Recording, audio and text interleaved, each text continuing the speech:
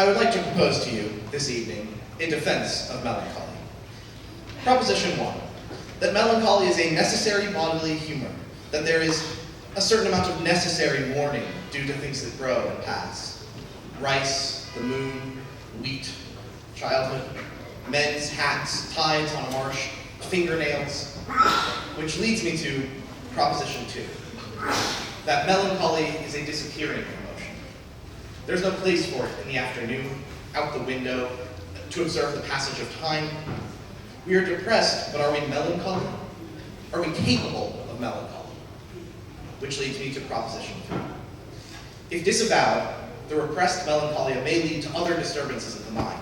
And may I here remind you of the godmother who was not invited to Sleeping Beauty's baptism. She took revenge. She took revenge.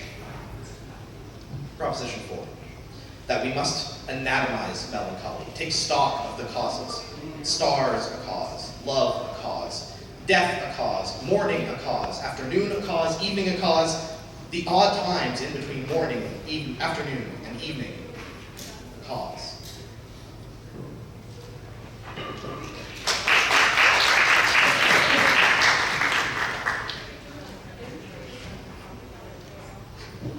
I don't need a blood test. I'm happy. Let's look out the window. Look at that old woman walking home from the store by herself. For whom is she buying that gallon of milk? Where is her husband? It'll be too much milk for her. She will think of her husband who is dead from the war. How much of the milk will sit unused in the afternoon while she drinks her solitary cup of tea? A woman is sad and beautiful, and she makes me happy. Don't do this to me. I'm sorry. I told the bank I was happy, and they won't pay for any more sessions. I'm cured. Here's the hair from my haircut. I saved it for you. A relic from another time. Enjoy it.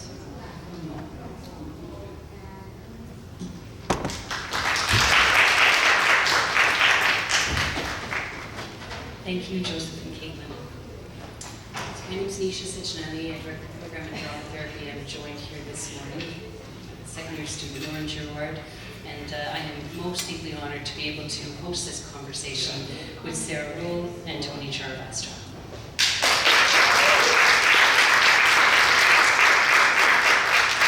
They're two extraordinary people who, through their crafts, help us to better understand ourselves and each other.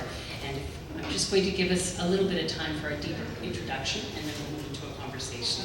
So Sarah is a playwright, I think we know, and a writer of other things. Her 10 plays include In the Next Room, or The Vibrator Play, Melancholy Play, The Clean House, Eurydice.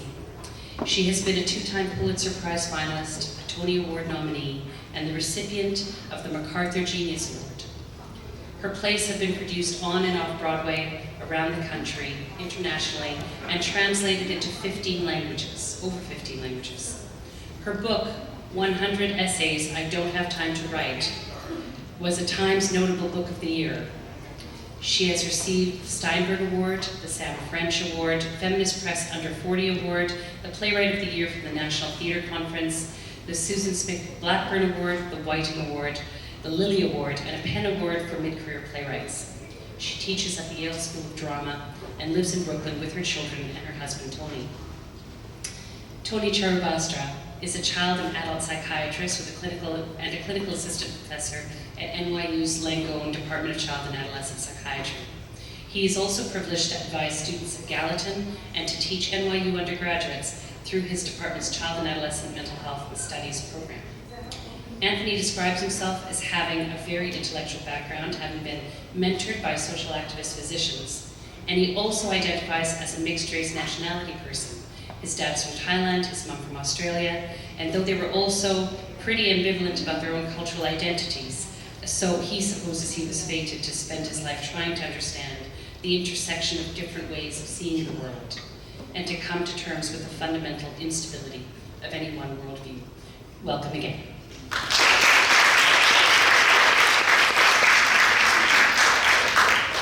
So we began with readings from a piece of part 1 and a piece of part 2 of Melancholy Play, a sincere melodrama that defends our need for emotions in an ever-turbulent world. And a world in which we have this capacity to prescribe away sadness. And I suppose I'd like to begin there with how both of you see the roles of the playwright and the psychiatrist in a world askew. Well, first I just want to thank you for having us, and what an astonishing program you run, and thank you to the actors who read. It was read beautifully, and it was funny for me to listen to because I think I wrote that play right after we fell in love in Providence, Rhode Island, so it was kind of nostalgic for me to hear it. The role of the psychiatrist, it's such a big question, and I kind of feel like that's one for Tony, right? I was hoping you would do that. I mean, I think that I think it's a nice word you use, a world that's askew, and there's this idea of when things are off balance, how do you balance it? And I think about, I think there's something very important about storytelling. I guess I was just thinking about it. I know some of the work that you do with drama therapy, with refugee communities and traumatized. The simplest thing to say is that there's such a profound therapeutic healing effect of storytelling. And actually, I heard Maria's mom podcast sort of randomly, just like Wednesday morning with my kids, and was reflecting on what a powerful experience that it is to tell a story that it evokes. I think it evokes empathy.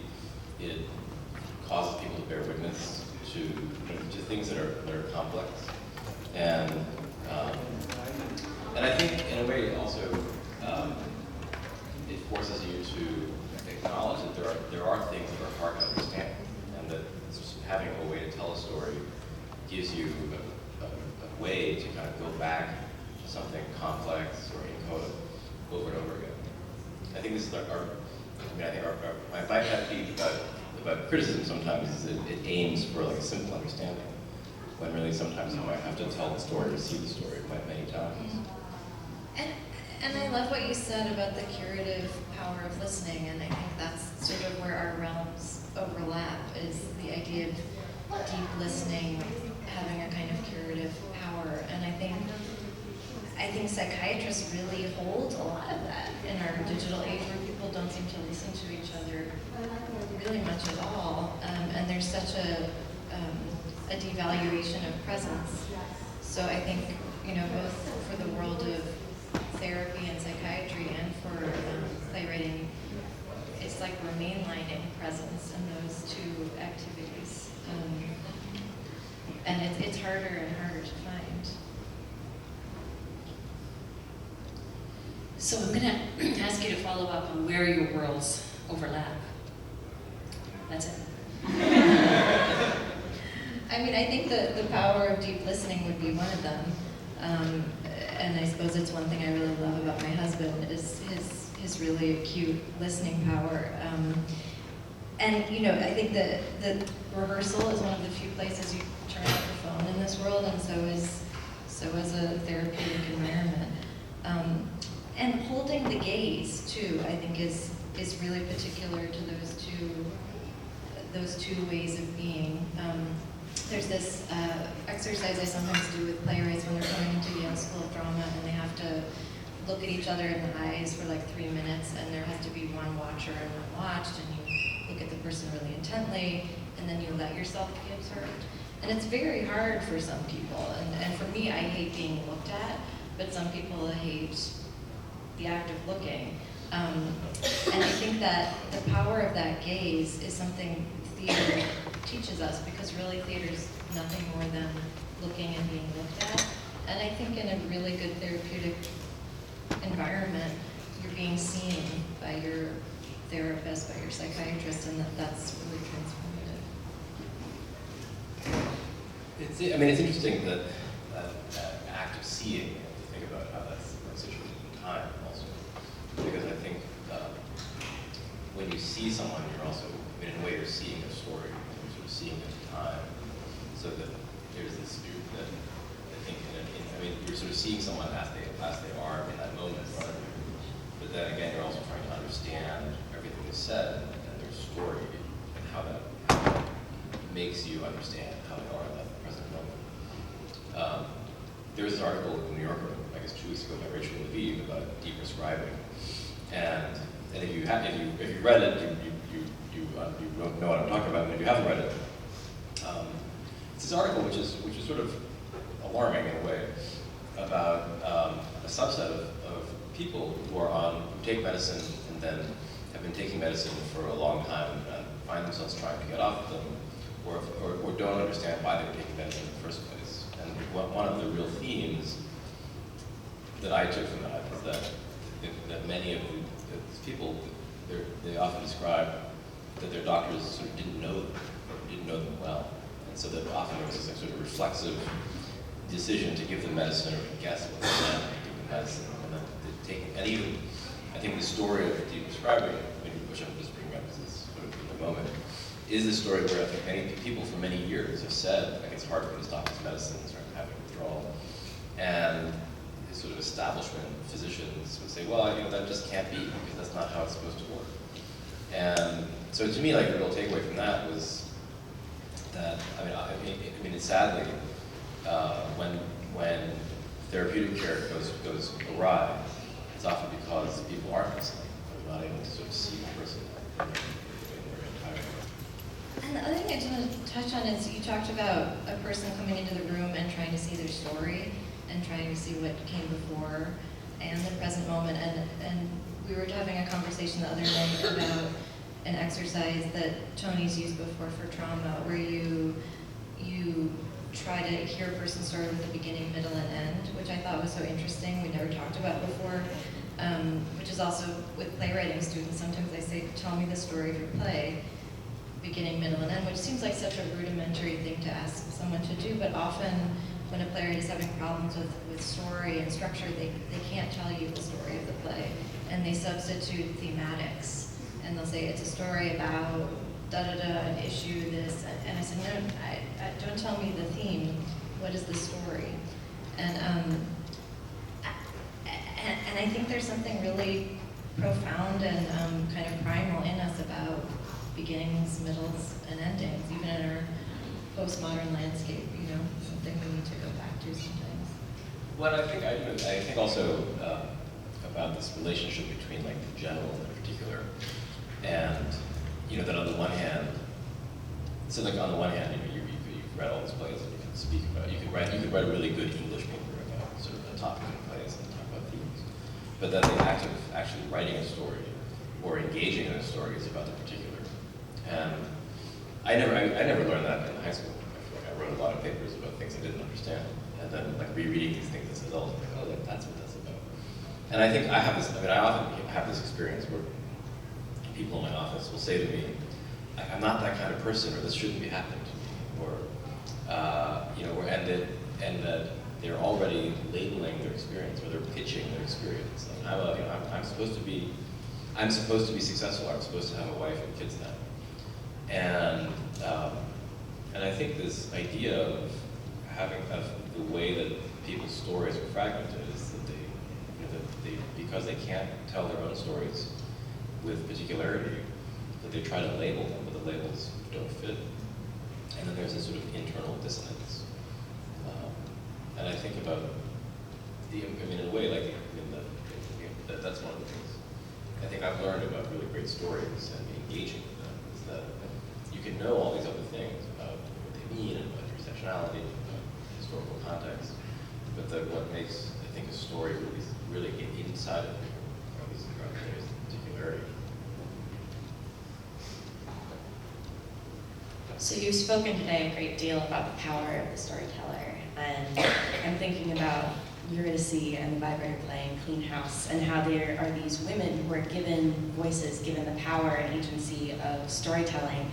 And I'm curious what surprises or what you find in your own writing when you're writing these female voices for yourself and then for the witnessing of other women.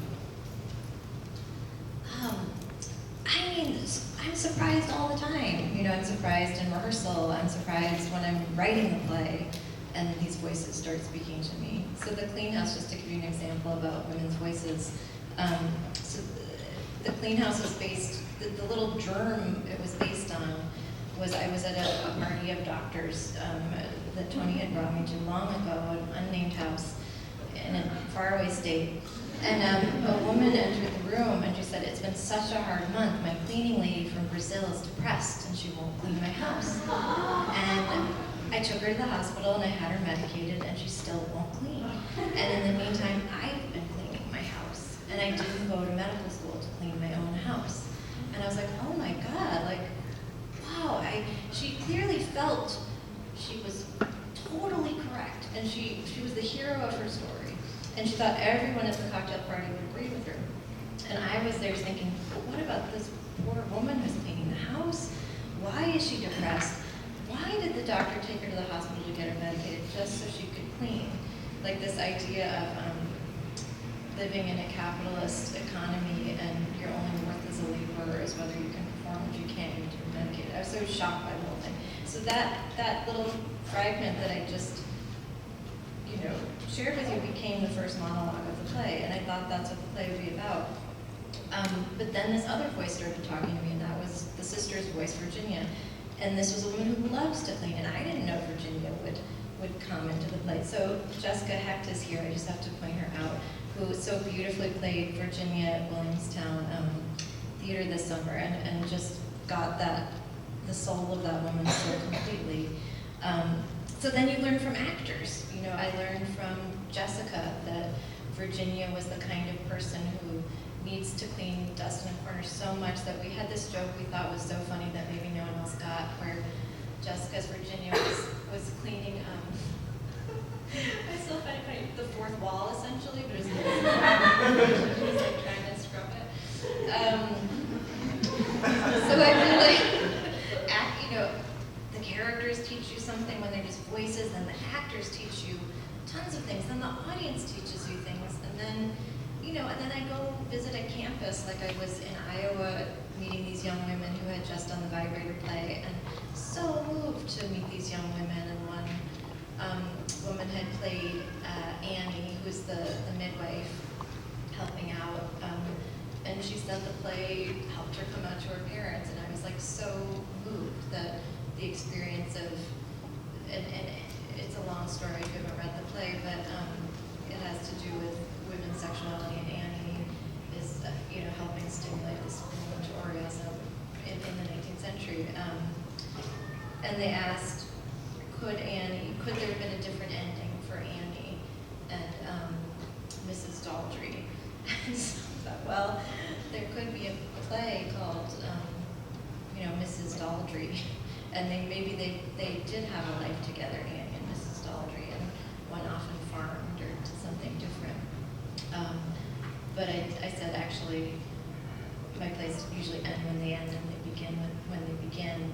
And I myself have trouble imagining backstories for my characters, and that's where the actors come in, because they're such amazing embodied creatures, and then they invent the backstory.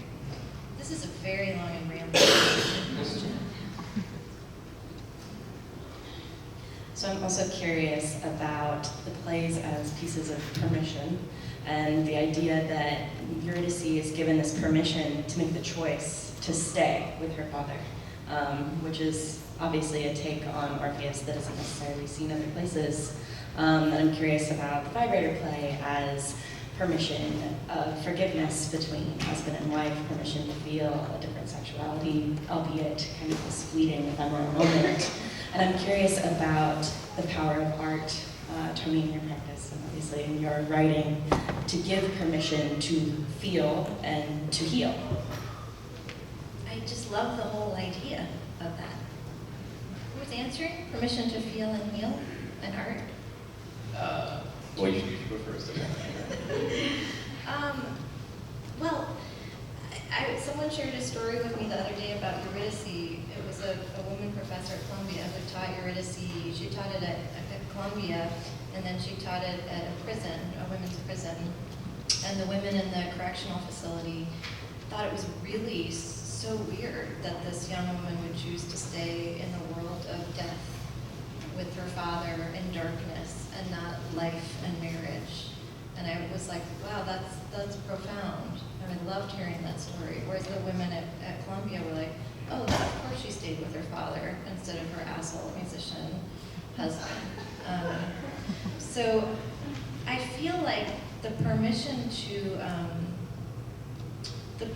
have choice in drama has historically been for men. And we watch men choose things over and over and over again. And usually we watch women being affected by those choices. And often they're catalysts, or they're rewards, or they're bloodied in the process of a man choosing his fate. And it's tedious after a while when you're a woman watching, or if you're a woman acting in those dramas. And so I do think we're in a renaissance now of women telling other kinds of stories. But I love your notion of permission. It's a beautiful image. Can I ask a question rather than do that? I'm curious, how old were you when you kind of when you started finding that tedious? Like, I'm wondering. I started finding it tedious as a teenager. And I think when I was 17, that summer, I decided to only read novels written by women. That was my stance. But I was less engaged in playwriting than I was much more. I wanted to be a writer, but not a playwright. And so the tedium of watching men choose dramatically, I think more happened to me in college.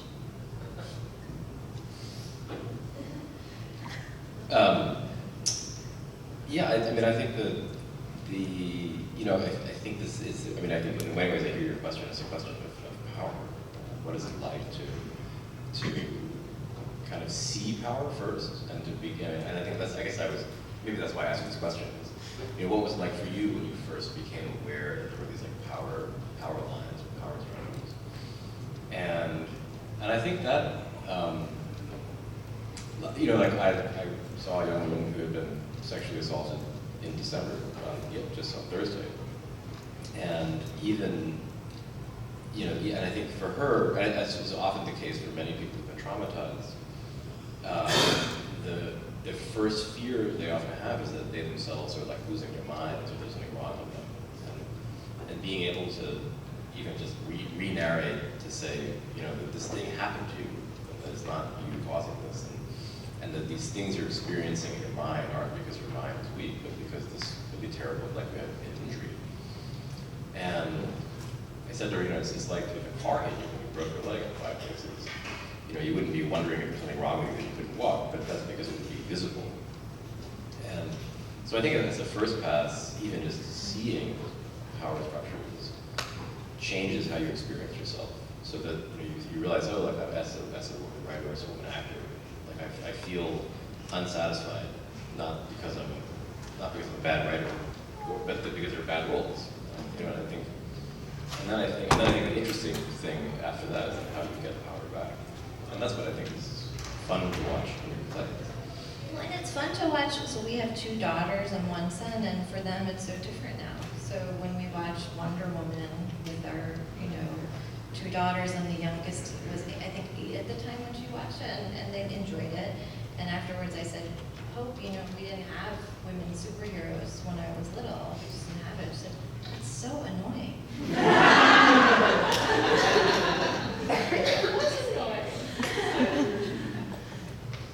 So let's keep going on the thread of thinking about theater and healing.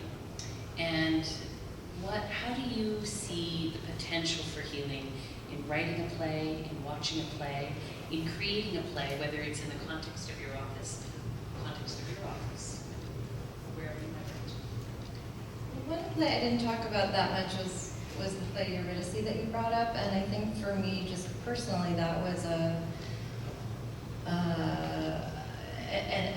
play that had healing potential for me, because I wrote it for my dad, who died when I was 20, who I was really close with. And for me, there was something about the repetition of grief, which maybe is similar to a therapeutic environment. But when I first wrote the play, I remember hearing it out loud, and and I locked myself in the bathroom, a new dramatist, and I just wept, and I thought, I shouldn't have written this play. It's too personal.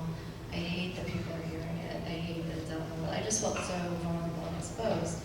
And then it had to have 13 stage readings before starting production, which is sort of another story about how new plays get done in the country. But so 13 times I had to rehearse it and rehearse that grief. And it was good for me, because by the time it got produced, I felt it was belonged to someone else. I felt the grief belonged to the actors and to the audience and not to me. So I feel like I can describe that from a writer's point of view more than from an acting point of view, but I think in that repetition of emotion, there is a kind of healing that happens. I think also, what I hear in your story when you tell that is that it was not just hearing yourself, but seeing other people hearing your story sort of changed it. And I think about I think that dramatic storytelling, I think that one of the healing parts of it is having an audience. And I remember one of the strangest things I ever saw was with this girl whose parents had a very traumatic divorce. And I would see her every week, and for months we would just play Scrabble. And she never wanted to talk about it. And I would try to make words like sad, mom, or like boss. And then one time I got family. And she would look at me, she's like, Dr. Girouard, I know what you're trying to do, but I don't want to talk about it. And it was one of these things where, like, for every week I think, what am I doing? And am I helping? And wasting your time, or wasting your parents' money?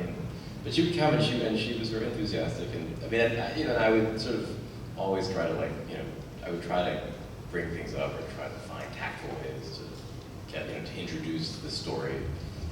And then one day she says, we're gonna have a trial, and this is what's gonna happen. My parents are gonna come next week, and I'm gonna be the judge, and you're gonna be the expert, and they're gonna be on trial.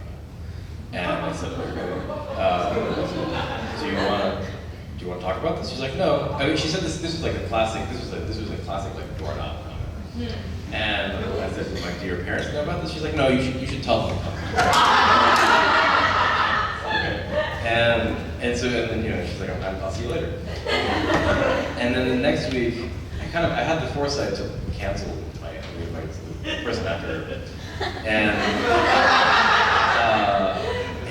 she's this very tiny, like she was maybe 11 at the time, and she brings her parents in. She sits one parent here, one parent here. We move some furniture around, and then she plays all these roles. She plays the judge. She plays the lead prosecutor. I'm kind of simultaneously like the stage manager and then also the expert. And then it was almost like a mom. She just talked and did the whole thing. And there are many things about that story that you could say that have to do with the kind of healing. But I think that what really stood out to me was that she was performing this for her parents, and that there was something about kind of creating an audience, and in that sense, like picking the audience. And I think a lot of the work I often do. Actually, I just had this conversation yesterday with this kid. Like, you got to tell my mom. It's okay for me to do this and that. And I said to him, I said I could do that, but I think it would be better if you told your mom. And I think that part of this. Part of it is learning to tell that story, and I think part of recovery or healing is actually telling it to an audience and finding that audience, because that connection of a teller and listener, I think is very profound. And then I think if you have a large audience, there's a connection there. So there's something about that interpersonal. Did she feel better after the trial? Oh yeah, I don't tell this very much because it's you almost can't believe it. But basically, it worked. She suddenly was like sleeping better and was not crying all the time, and her parents sort of seemed to understand her. And then she went to boarding school, and I haven't seen her. Maybe we should all put our parents on trial.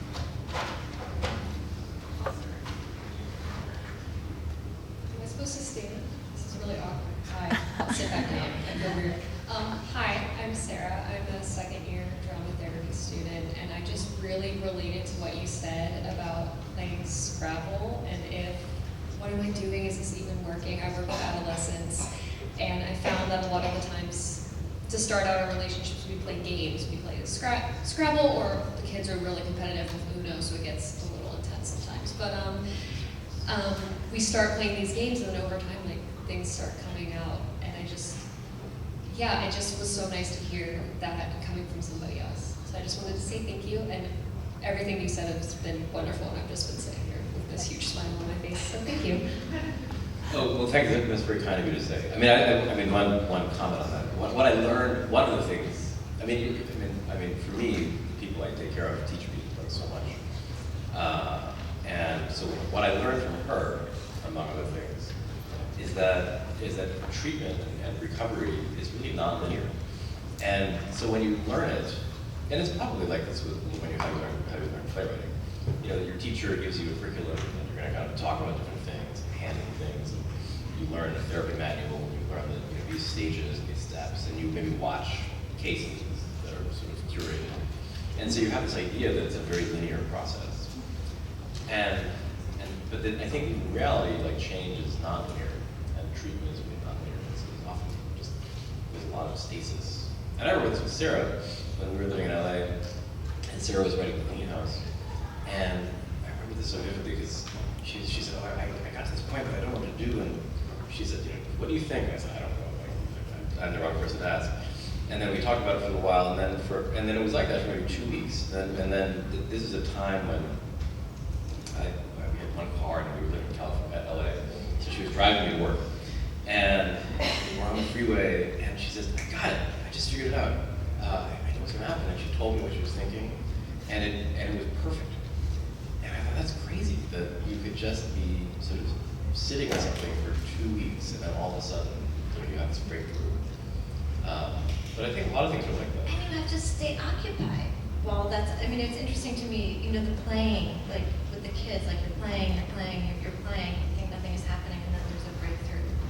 And I think, that's why I wish I knit or something, to remain occupied while all that self-training work is happening. But I also think with really good directors in theater, they know to back off the actors so that they're not pushing for a result. They're not saying, I know what result I want to see.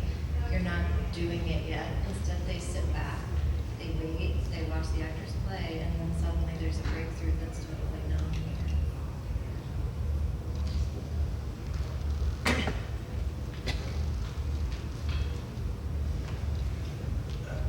So, my name's Stephen Snow.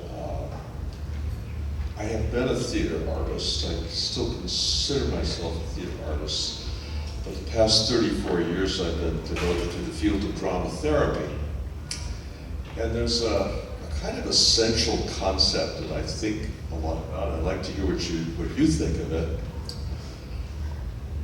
That the art of theater is very different from therapy. It can be similar.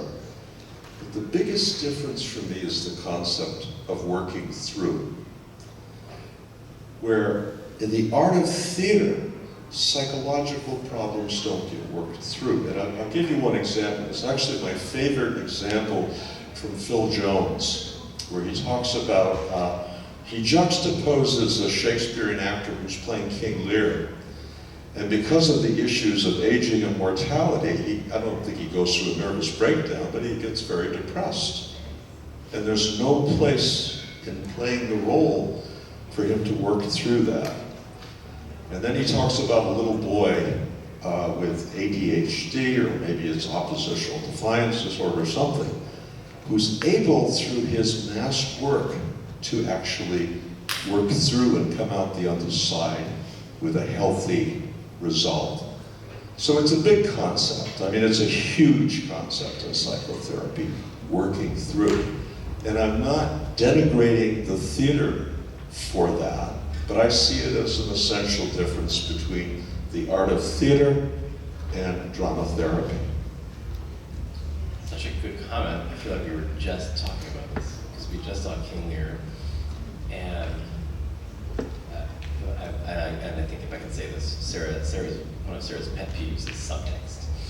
And I think and this idea of like psychological realism versus whatever's happening in Shakespeare, that there are ways of portraying the sort of human experience, but that they have, but that I guess how to say this, that they're not necessarily what we experience in day-to-day life. And I think one way to maybe I would paraphrase your comment that working through is a particular kind of psychological arc, and I think there's this question of what is the necessity of a psychological arc in I don't know if I agree that catharsis is that different from working through. I mean, I don't know because I'm not a clinician, but I read once that an actor, when they went through, like they did some neurological study that actually it was not that different, emotionally speaking, when they had to enact sadness versus when a person actually was sad, which made me, really pity actors and respect them even more, and feel bad when I made them go through a terrible thing. But on the other hand, when Lear cradles his daughter and grieves her, I would think it's a kind of enactment of catharsis for that actor. I mean, I would almost ask one of the actors in the room, is that different than working through? Do you have to kind of maintain a disequilibrium to do those roles, or is there catharsis and healing in the process of doing a tragic role like that? Is there an actor who wants to speak to that? There's a hand up.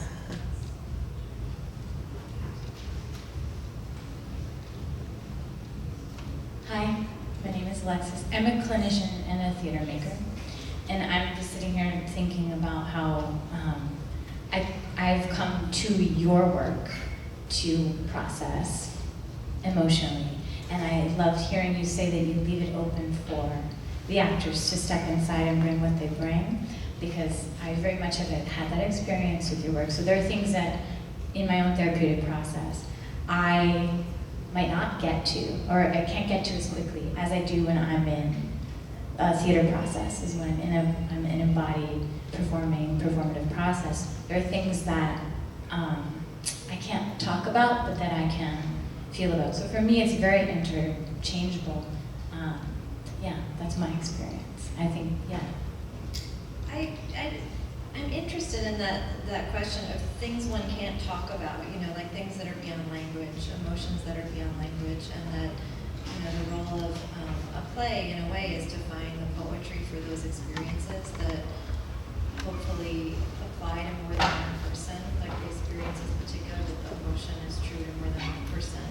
And I wonder, in a therapeutic model, if part of what you're trying to do is find the words for the emotion, or if there are times when it doesn't help to find the words for the emotion.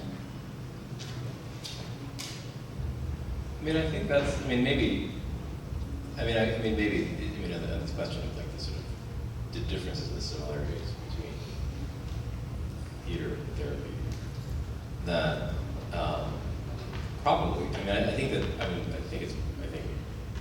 probably a consensus that a huge part of therapy is being able to name experiences and describe their emotional significance, those feelings.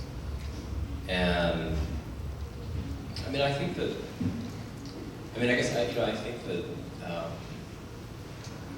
there is something, and I think in a therapeutic process, there's something sort of undramatic that takes place, even while all the drama is taking place, and people are grappling with very intense things. I guess I do wonder if working through and catharsis are different. I think catharsis is probably, I don't want to get like reductive about it, but the catharsis is probably a stage of working through. I think that moment of recognition is such a powerful part of therapeutic change. Oh my God, this did happen to me, or that I am angry, or that's what I'm feeling. And then, but it's almost sort of what you're saying about how for you, like the play ends when it ends, and that maybe there's this whole other thing that happens between characters that someone could imagine. And I think that, And then and in that sense, I mean, while there are these moments in therapeutic work of like what would feel like high drama, there's also a lot of like really quiet sort of knitting together. And I think that part, you know, I mean, I think that's, I think there's an interesting parallel process where, you know, you're having this, I mean, it's in a way like, you know, you're having this experience of Eurydice after you finish writing it. And I think that for actors, you know, that they have an experience of it that takes place off the page. And maybe for the audience too, the audience has an experience that continues in these conversations after. And so, and I guess in that sense, maybe it's even this question of like, where is theater located? Because the experience is located like on the page, it's on the stage, and then it just has this, it continues to have some impact or some, there continues to be some experience of it, you know, after. I was thinking too about how in the context of therapeutic work, we might specifically tailor a play to suit the concerns, the working through that a person might be wanting. So in that case, it's very intentional that we're using Lear to be able to experience a particular set of emotions or a particular psychological arc, as well as a dramatic arc. And that by living through what this character has a chance to live through, we get to come into contact with those things that we do not yet have words for, a means to express. And I love this last piece of the conversation too around where is theater located? Is it on the stage? Is it in the audience? Is it in our imaginations? Does it travel far beyond the doors after the play has ended? And I think about the intimate work in a clinical space where we are stitching together a play or even working through a monologue that might be performed on stage, but once that story has ended, it creates room for another story to rise up. I'd like to open it back up to the audience in a moment, but I'd like to come back first to Eurydice, and in watching that play repeated 13 times, watching it stage, you had commented on having a new relationship to it. And if you were to write a play now relating to your father, have you imagined it? I haven't. It seems like I did that thing, you know? It's funny, but I am working on an opera version of Eurydice, and it's bigger now. And what's amazing to me as the composer is probably the age I was when I wrote it. He's maybe almost 30 years, he's in his late 20s when he started. And to watch it sung is an entirely different relationship to that grief. But again, it makes it much less, even another step, not my own, someone else's, which I kind of, I feel like Jessica had her hand up, or you were itching. Or she was. I'm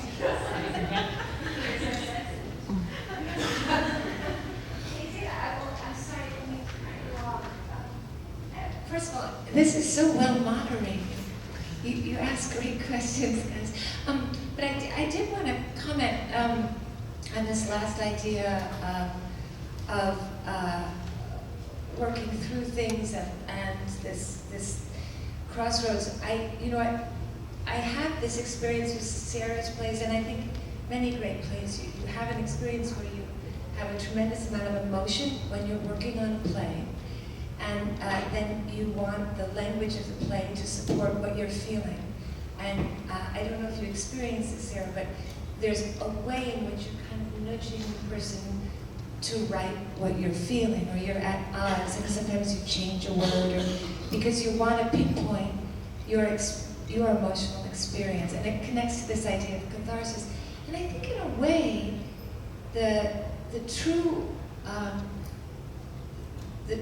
transformation that occurs is that you come to terms with what actually is written, and that is not about you having your experience, but about this person owning up to what has been created for them, and it's very complicated, and you actually sort of grieve that you can't tell your own story, that it's not going to go the way you want to go, you want it to go.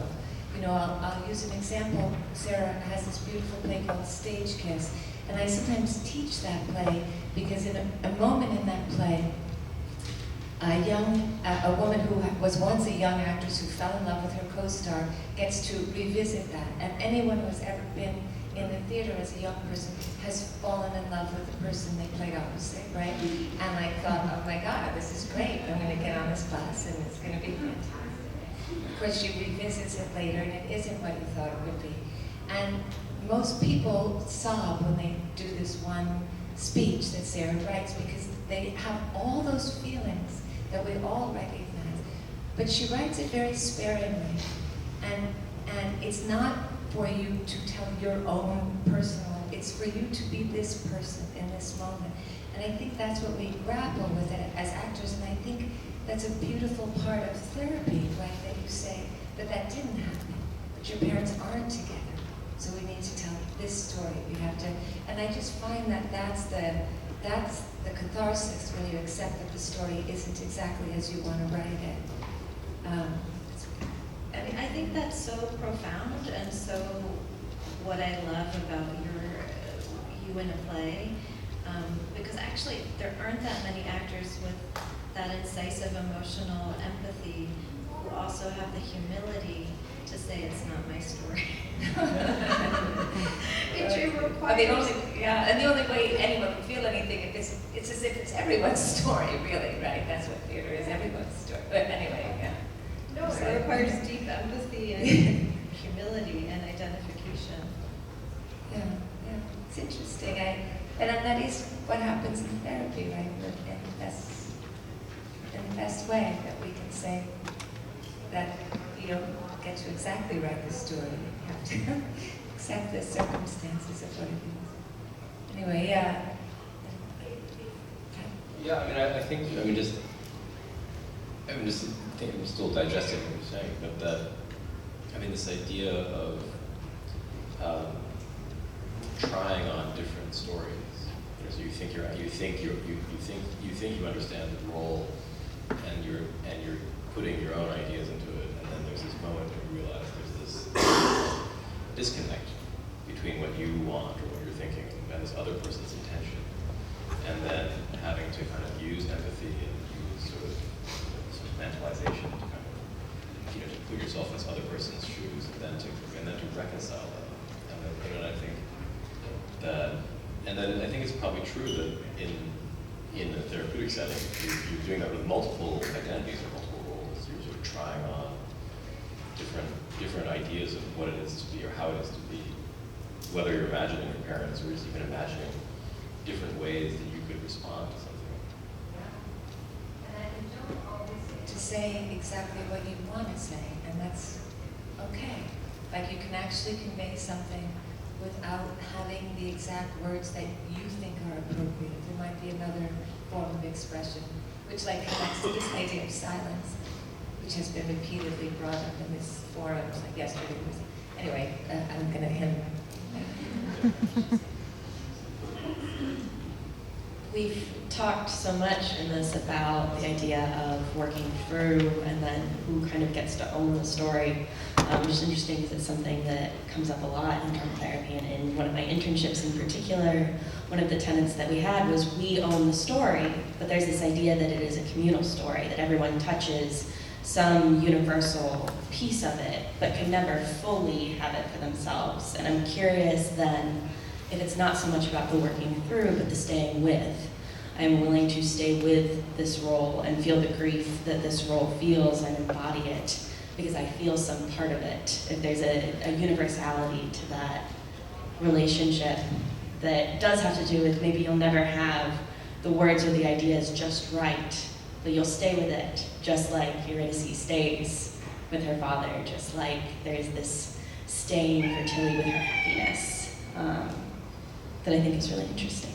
I love the concept of staying with, also just for the writing process, because I'll have young writers who think they have writer's block or this or that, but I said, well, did you sit down in a chair and try to write today? Did you try? How many times a day did you do that this week?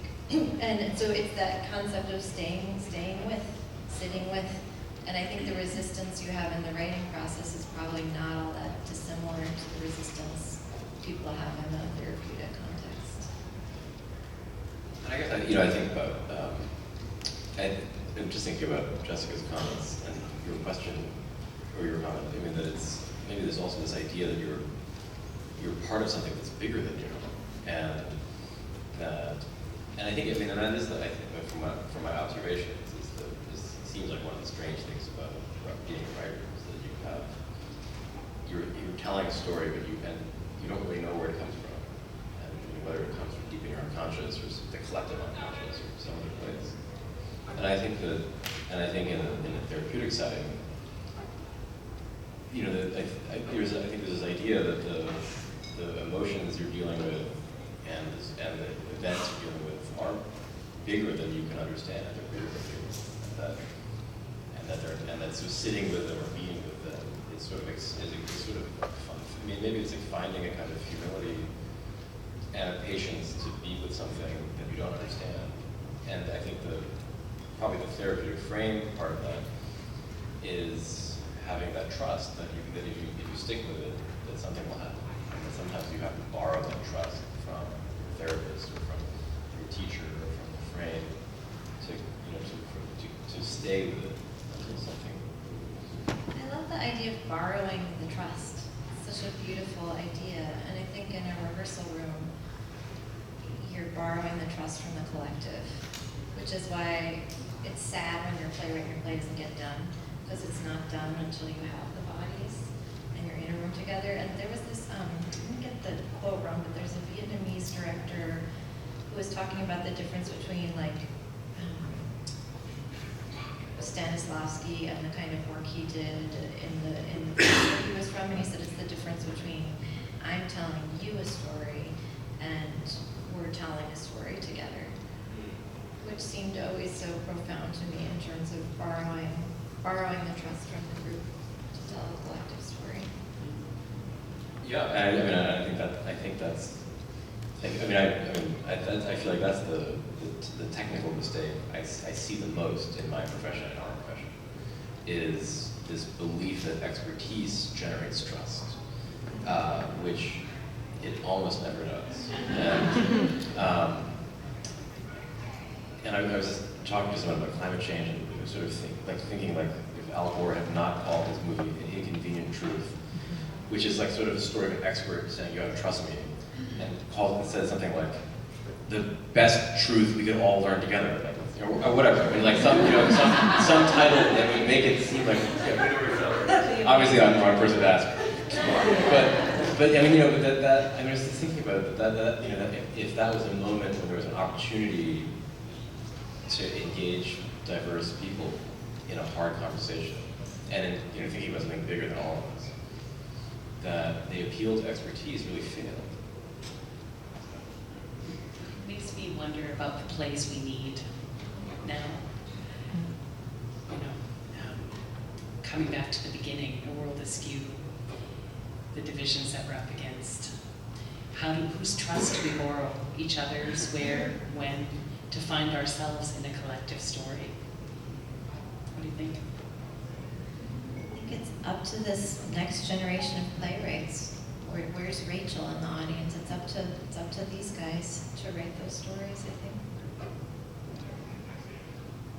We have time for a few more comments or questions of others.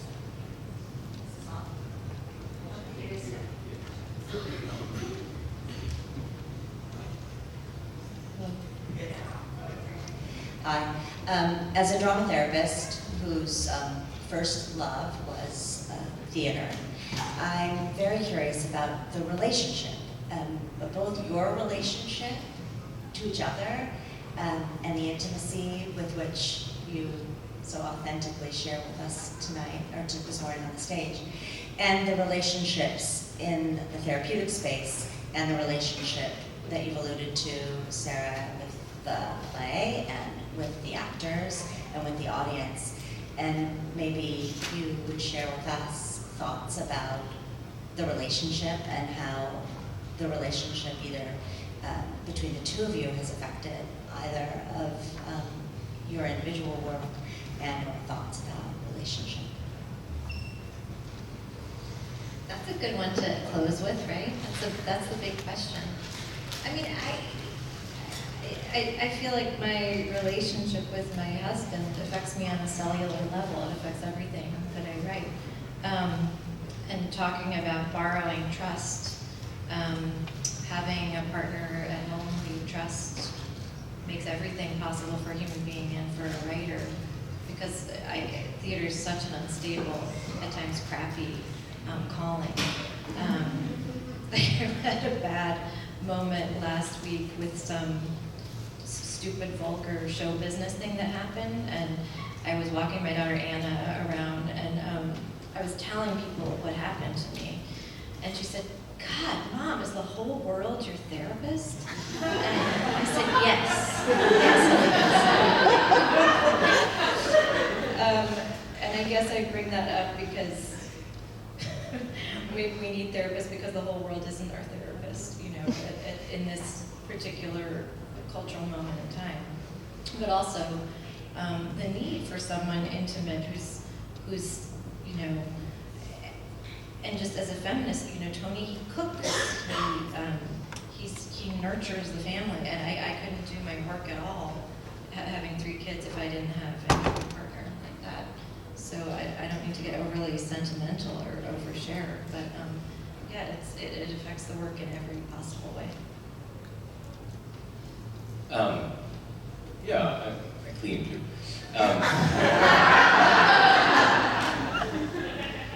I'm not so humble. I didn't even bring up cleaning because I forget about it. That's true.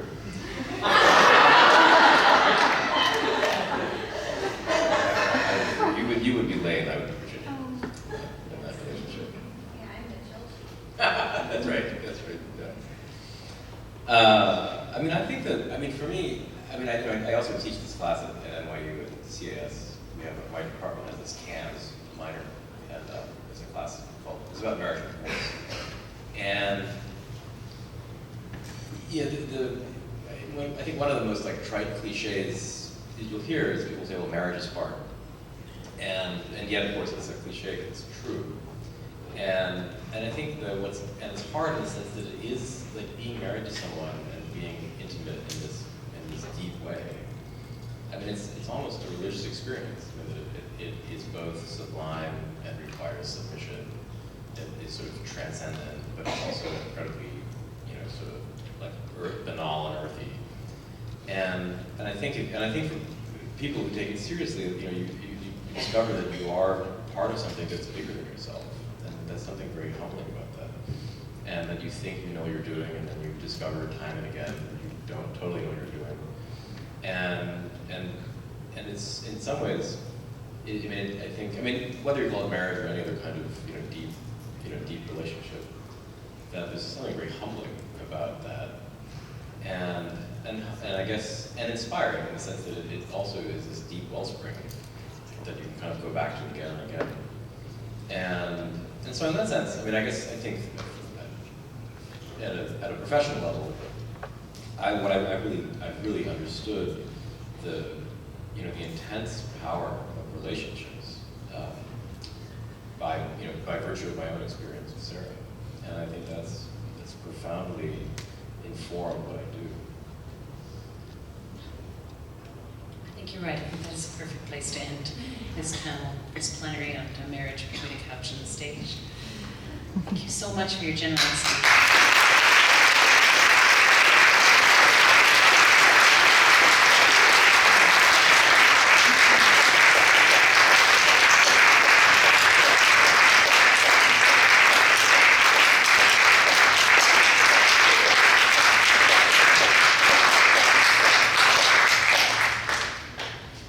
Means that you have a full hour to enjoy some coffee before the conference continues. Are there any other announcements?